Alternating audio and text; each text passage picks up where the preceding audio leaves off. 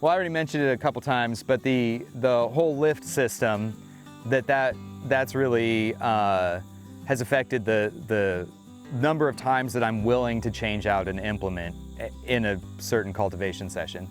The second one is having the hydraulic controls.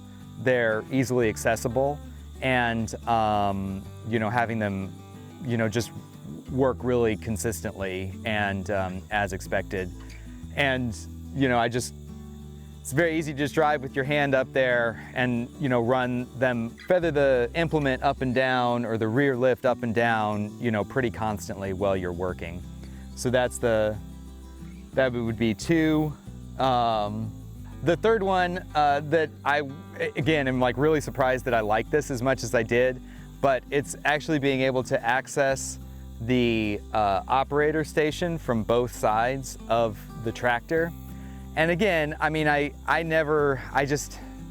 couldn't imagine that would be something that would actually, you know, that I would come to value in a tractor. But the number of times, you know, that I can just like hop off on this side just as easily as I can hop off on that side, you know, to do whatever it is and keep me, you know, cultivating as efficiently as possible. That is, it's been surprising to me how many times I've used that. Fourth feature of the tractor that I use very regularly is the front toolbox here.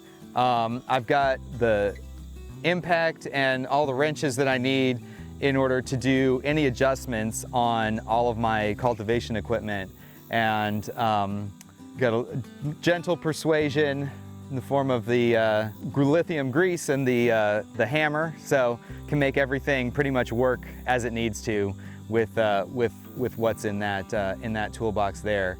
And in the toolbox at the operator's station, I keep my seating notebook in there, so I'll be able to keep track of what I'm doing. And I have the Bluetooth headphones, and it works very nicely just to keep my phone in there, keep it charging, and I can listen to music while I work very easily. I did use the cultivation lights. Oh. Yeah. Once or more than once? Well, I use them, I mean, I actually use them because, you know, I would use them as headlights sometimes. The truth is that, like, cultivating in the dark is not, like, the smartest thing. Like, but where I do think that they would be really great, and, you know, when we purchase a tractor, one of the things that I'm going to set up is a flame weeding setup on it.